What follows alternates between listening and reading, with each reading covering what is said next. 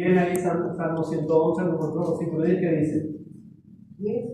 Ajá. El principio de la sabiduría es el temor de Jehová. Buen entendimiento tienen todos los que practican sus mandamientos. Su loor permanece para siempre. ¿Vieron? Eso lo escuchó, Salomón lo escuchó de David, pero David lo escuchó de los otros sabios de Oriente. Y uno de esos sabios de Oriente fue Job. Así termina el capítulo 28 del libro de Job. Era un proverbio muy conocido. Vamos hasta ahí y vamos a ver qué escribió ahí Job, uno de los sabios de Oriente. 28.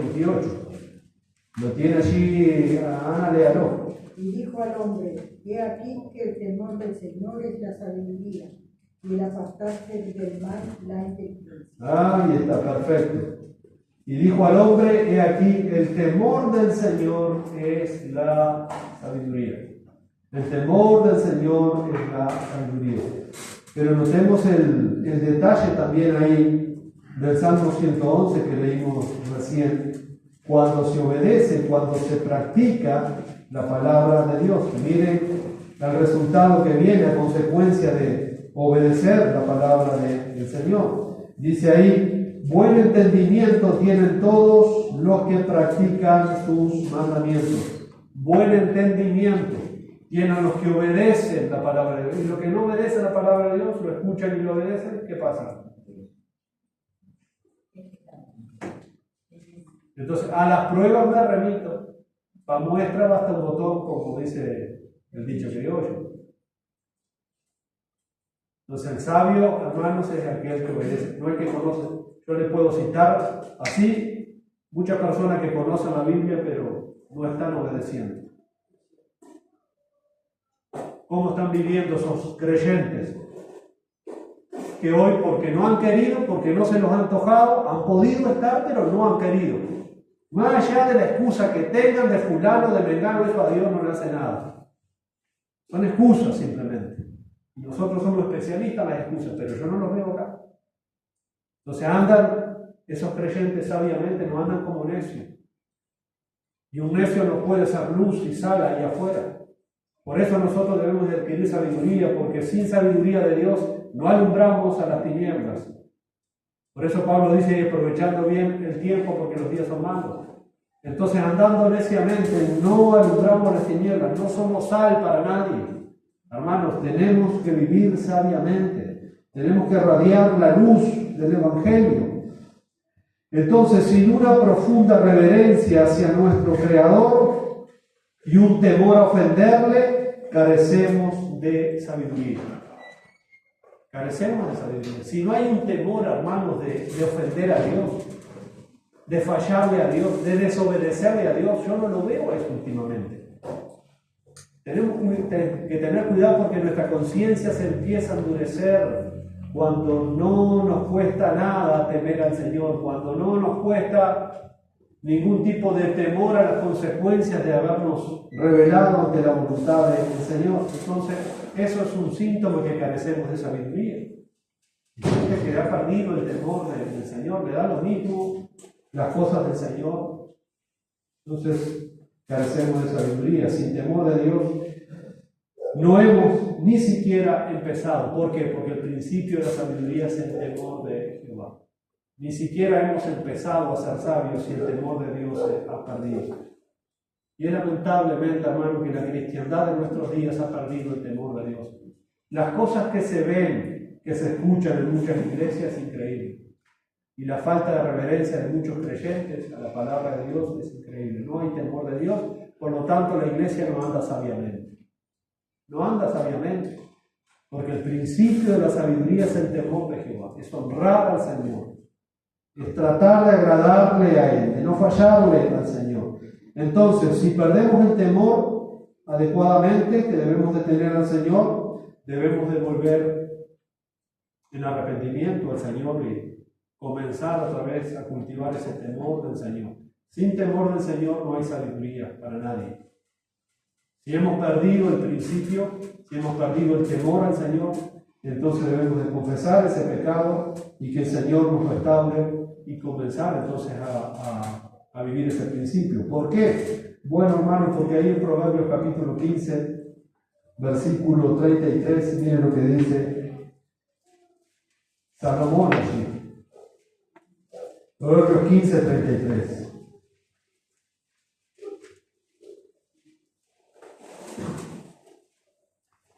El temor de Jehová es enseñanza de sabiduría. Y si no hay temor del Señor, es tan fácil.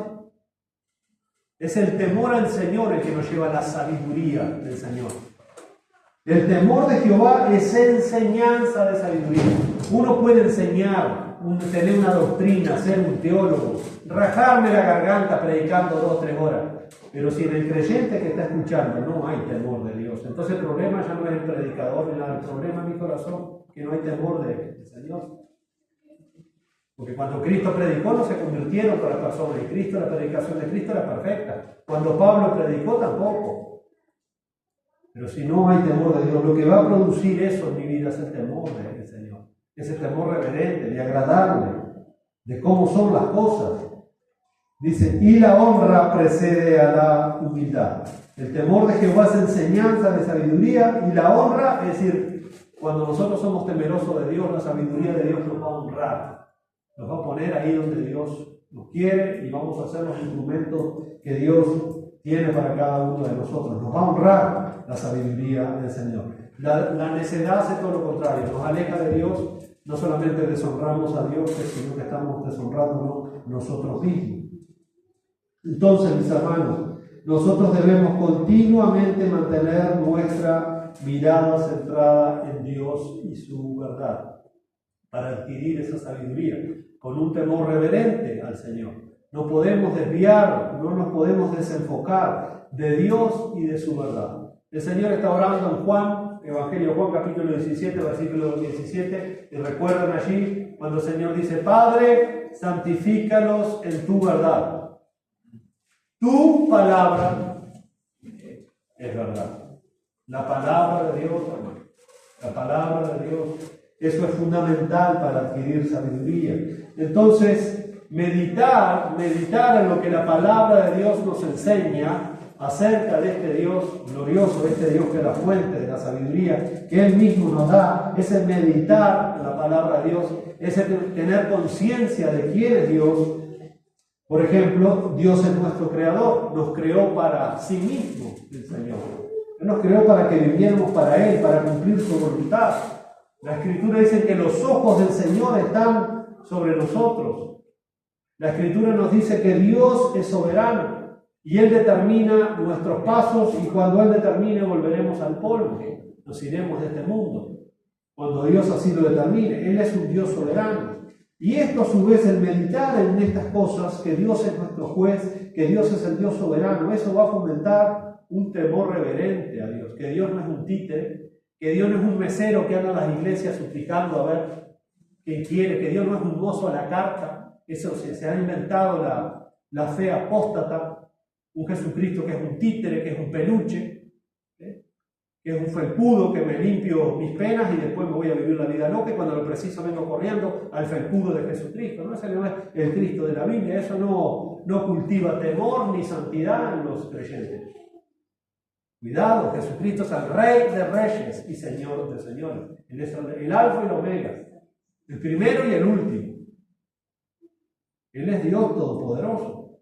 Entonces, una comprensión correcta de quién es Dios, eso va a fomentar un temor correcto, que nos va a instruir ese temor.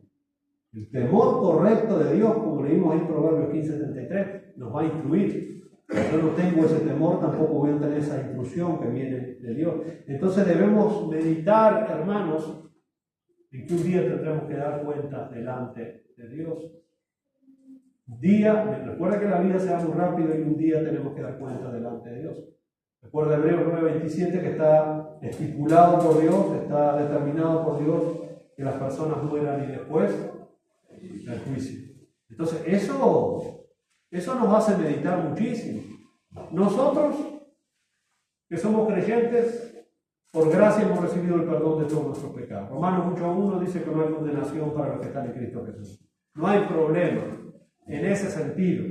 Estamos seguros en Cristo. Pero la Biblia nos dice que nosotros como iglesia, como creyentes, tendremos que dar cuenta en el tribunal de Cristo, donde el Señor Jesucristo nos va a evaluar para recompensarnos. Él va a evaluar nuestras motivaciones, Él va a evaluar qué hicimos con el tiempo de vida que nos dio aquí. Unos nacieron de nuevo cuando tenían 10 años, otros nacieron de nuevo cuando tenían 25, 50, 70. Cada uno Dios estipuló el tiempo y Él nos va a pedir cuentas de todo eso. Vamos a tener que rendir cuentas porque nada de lo que tenemos es nuestro. ¿Qué hicimos con los bienes que Dios nos dio? Las oportunidades que Dios nos dio, las posibilidades que Dios nos dio. Todo vamos a tener. Y eso nos lleva a pensar que eso está a la vuelta de la esquina, porque eso se viene, hermanos, en un futuro. Y hay de aquellos que escuchando el Evangelio aún rehusan rechazar a Dios y su mensaje. Entonces el juicio de Dios será en aquel trono blanco, donde Dios será el juez. Dice que los que no se hallaron inscritos en el libro de la vida, ¿a dónde fueron? Los mandó al parque de diversiones. Pero la gente se ríe de esa cosa, porque el necio es escarnecedor, el necio se burla de esta. ¿Qué va a haber? Infierno, pobre gente, los cristianos, unos ignorantes, piensan en un cielo, en un infierno, en la vida después de la muerte, les han vendido un paraíso y cosas así. ¿Recuerdan que Salomón, uno de los sabios más grandes que Dios le concedió el don de la sabiduría, él escribió el libro de Eclesiastés? El libro de Eclesiastés se trata de la vida del hombre debajo del sol, de la vida terrenal, de la vida secular. Salomón fue un hombre que tuvo mucha riqueza y en su riqueza probó absolutamente todos los placeres de la vida. No se privó absolutamente de nada Salomón. Pero él llega a una conclusión, siendo multimillonario, siendo una persona muy inteligente y muy sabia, siendo una persona que tenía todos los bienes, todas las posesiones, no le faltaba absolutamente nada. Por eso él menciona la frase una y otra vez en el libro de Eclesiastés, la vida debajo del sol, porque él está escribiendo ese libro desde una panorámica terrenal, netamente terrenal. Y él llega a una conclusión después que escribe ese libro. Y esa conclusión la tenemos al finalizar allí en capítulo 12 de Eclesiastés. Dice el versículo 13, el fin de todo discurso oído es este: teme a Dios. Teme a Dios. Teme a Dios. Y guarda sus mandamientos. ¿Por qué? Porque en definitiva, esto es el todo del hombre. Esto es el todo del hombre. Y luego añade en el versículo 14, que es el último. ¿Por qué?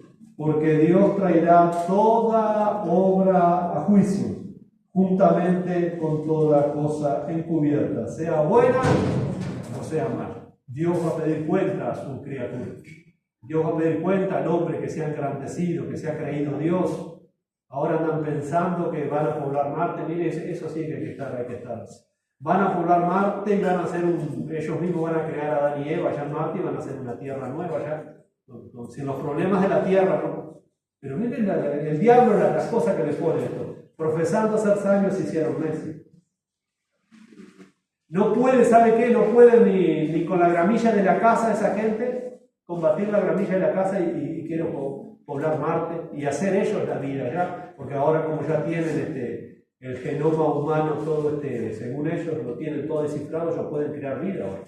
Cuidado, porque van a dar unos demonios encarnados que Dios nos libre. Pero ese es el hombre que piensa que él es Dios y no le importa el juicio, porque recuerden que la sabiduría terrenal es animal, es diabólica. Dijo Santiago, claro. Hermano, teme a Dios, teme a Dios. A mí que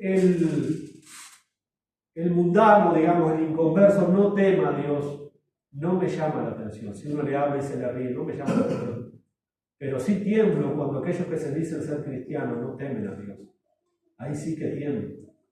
Cuando no hay un temor de Dios, reverente de Dios. Porque para ellos será más severo entonces la cosa. Y luego si vamos al Nuevo Testamento, hermanos, por ejemplo, en Romanos capítulo 14, Pablo les recuerda acerca de ese juicio a los creyentes delante del Señor. Romanos 14, versículos 10 y 12.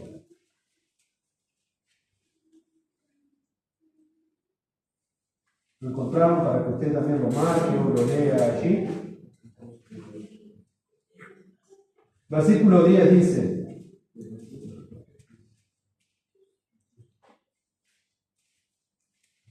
vamos a leer el 10. Pero tú, ¿por qué juzgas a tu hermano? O tú también, ¿por qué menosprecias a tu hermano? Porque todos compareceremos ante el tribunal de Cristo. ¿Y era un invento esto de Pablo?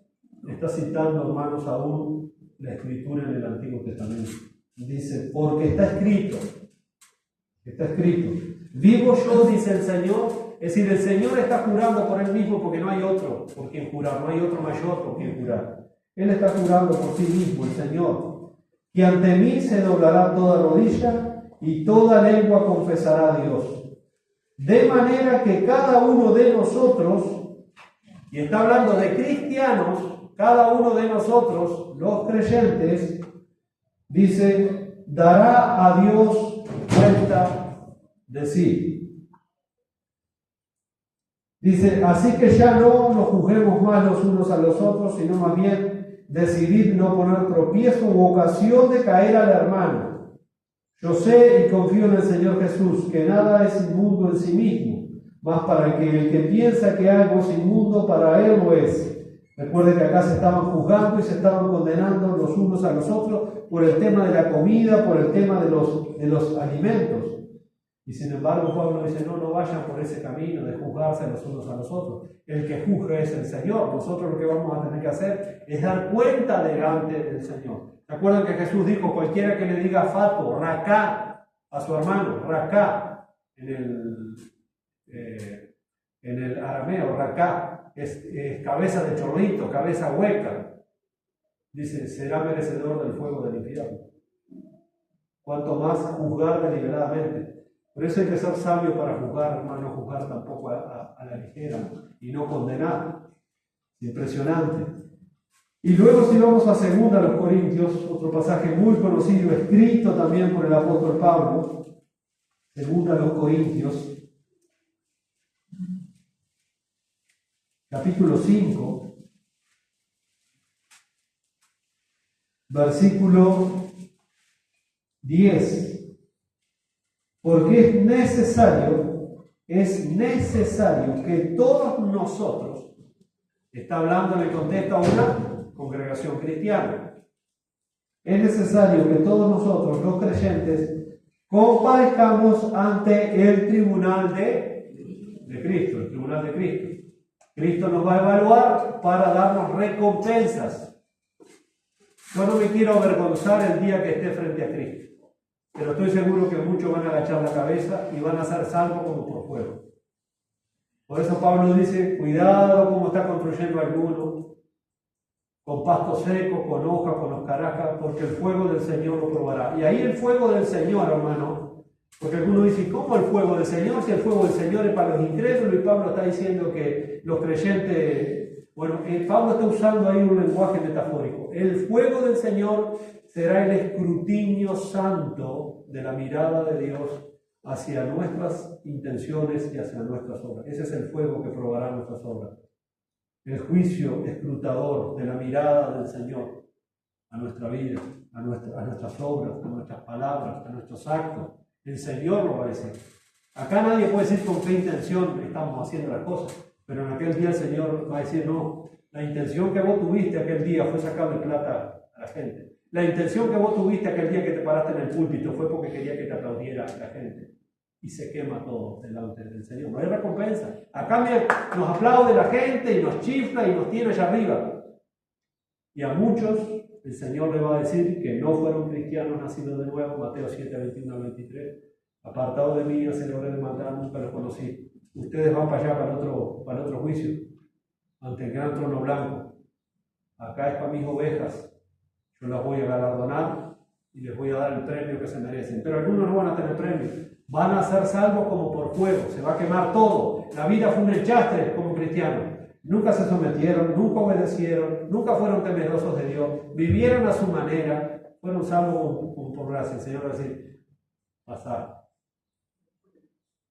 porque la salvación es un regalo, pero no va a tener ni un galardón. Por eso dice, para que cuando su venida no nos avergoncemos, dice el apóstol Juan, para que cuando Él venga no nos avergoncemos. Yo no me quiero avergonzar, por eso tenemos que correr la carrera con diligencia que tenemos por delante, para no ser avergonzados aquel día.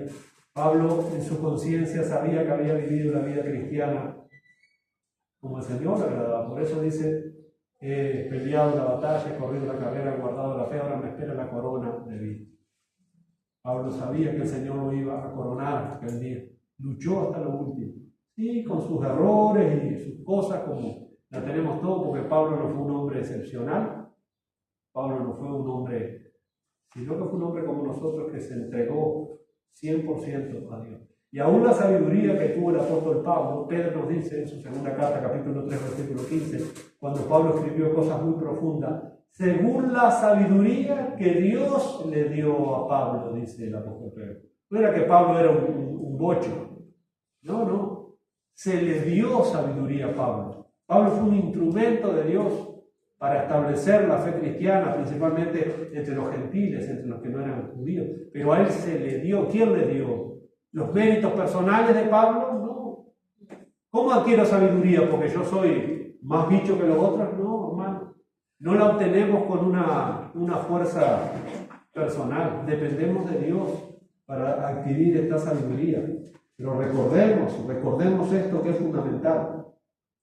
Entonces, mis hermanos, para ir redondeando por hoy, por otro lado, en muchos aspectos la sabiduría puede equipararse a la madurez espiritual, al crecimiento en Cristo, porque Cristo es poder y sabiduría de Dios. Ciertamente el Nuevo Testamento nos llama, como yo decía, a esforzarnos a buscar esa sabiduría. Si la buscares como a plata, como a tesoro, dice Proverbios.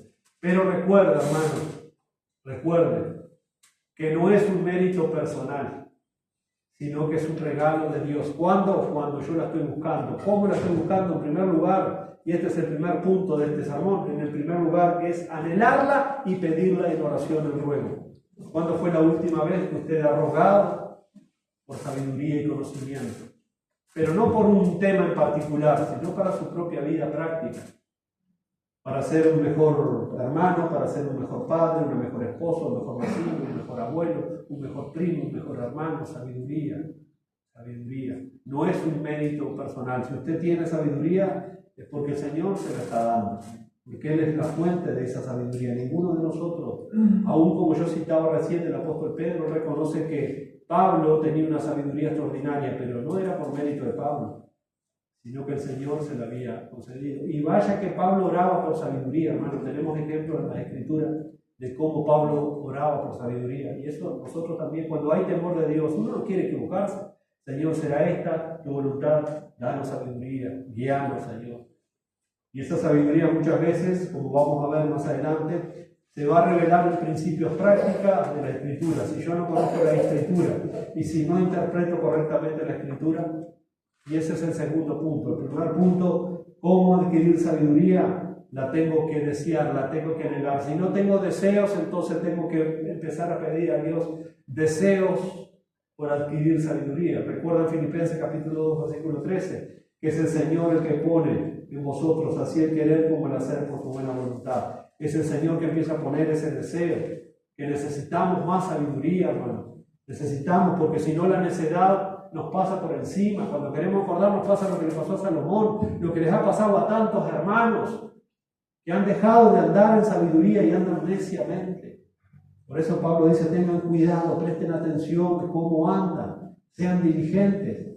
Entonces, no tenemos la sabiduría de Dios solamente mediante un esfuerzo personal, sino que es a través de la comunión por medio de nuestro Señor Jesucristo, a través de su Espíritu Santo y de su palabra. Y ese es el segundo punto. La palabra de Dios es fundamental. Y yo tengo que orar y tengo que pedir, pero ¿dónde entonces voy a encontrar esa sabiduría práctica necesaria en las Escrituras?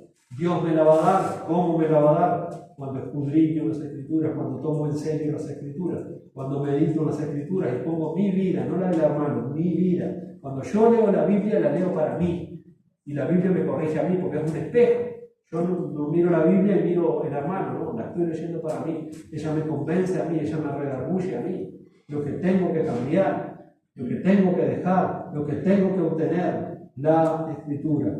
Eso es sumamente fundamental. Nunca obtendremos esta sabiduría sin reconocer nuestra necesidad de ella y buscar al dador de ese buen Dios. Buscar al dador de ese buen Dios, que es el Señor, hermano. El que la da es el Señor. Y Jesucristo es la fuente. Y Jesucristo vive en nosotros por el Espíritu Santo. Lo recuerde, debemos anhelar la sabiduría, debemos rogar al Señor por sabiduría.